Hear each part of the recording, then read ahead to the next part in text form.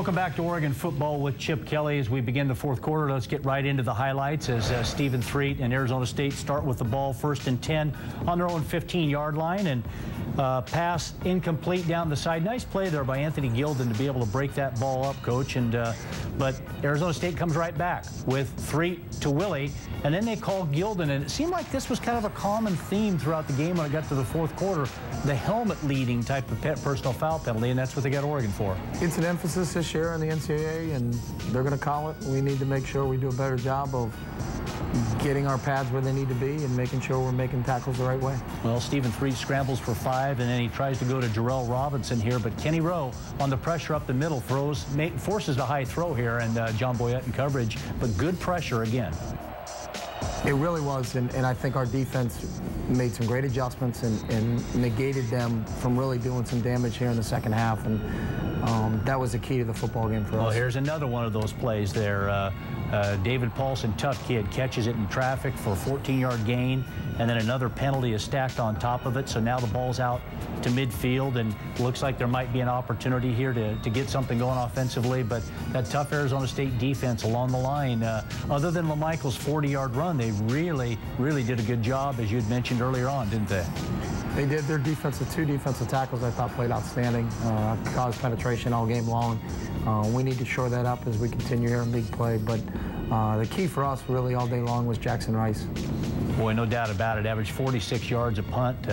Many punts inside the 20 and inside the 10-yard line. No return yardage whatsoever here. John Boyette on the stop, first and 10. Stephen Threet hits Mike Willie, and then DeAndre Lewis goes for 15 yards. And again, a couple of big plays here and there. Arizona State very good, it seemed like, between the 20s. And even Stephen Threet here gets into the action. A guy that's not known for his swift feet, but he runs for 25 yards down to the Oregon 45-yard line. Plays the defense and ready on first down at the Duck 20. Back to throw again.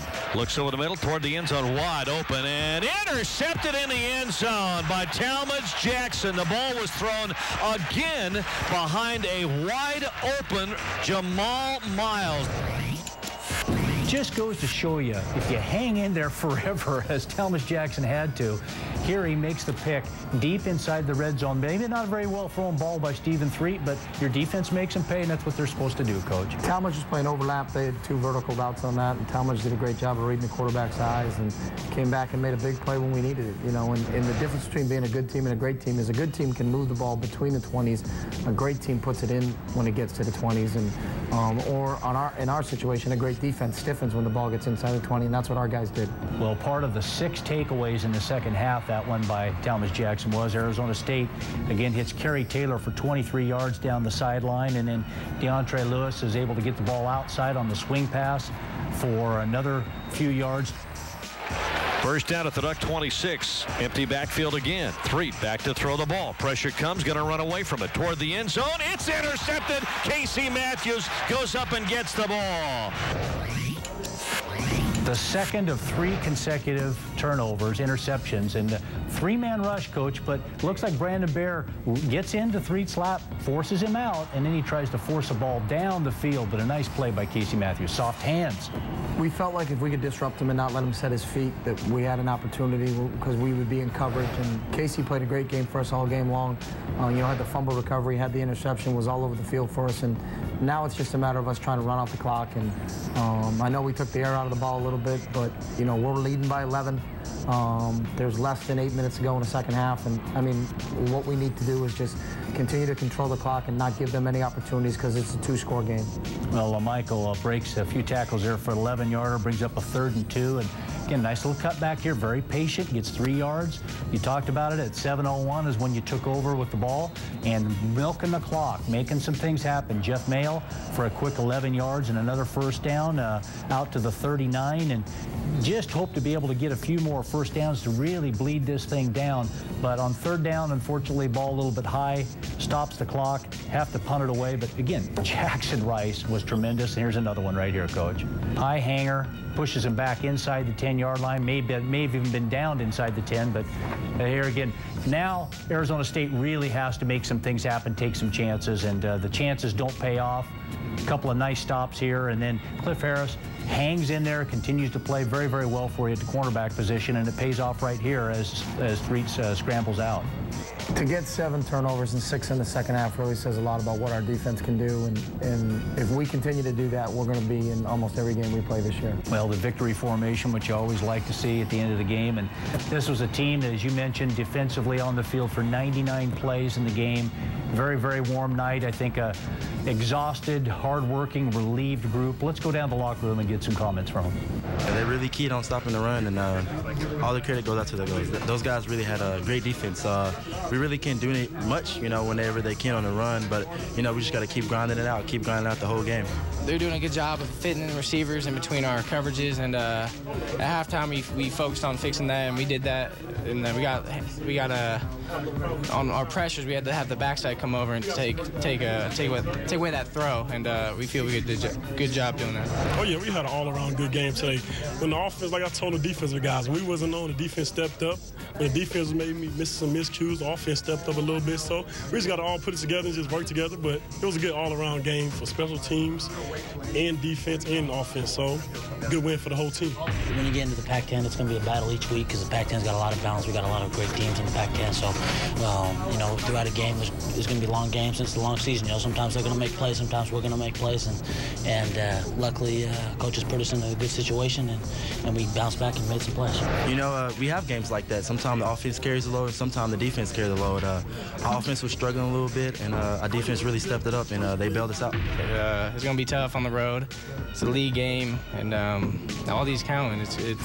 When you come away with a W, it's a great feeling. Coaches take pride in teaching us, they're going to, like I said, throughout a long game and a long season, the other team's going to make plays. We face a lot of great athletes and great teams in this league, and they're going to make plays. We just got to continue to battle, and we battle throughout this game, and things end up going our way. Well, definitely. It's going to be a huge game. They got a great quarterback. Actually, they got the whole, I think, O-line returning. And, what happened last year, you definitely looked at this game and wanted it to come pretty quick. Well, Coach, hard-fought victory. We talked about against a very quality Arizona State team, a team that has a lot of speed, a lot of very, very good defensive players. One of the leading defenses last year from the Pac-10 Conference. Didn't lose many people. They showed their stuff. Tough loss against Wisconsin, tough loss against Oregon at home, but your team rose to the occasion, made key plays when they needed to, and that's a sign of a great team, isn't it? We hope so. We're still a work in progress. We're 4-0, we're 1-0 in the league.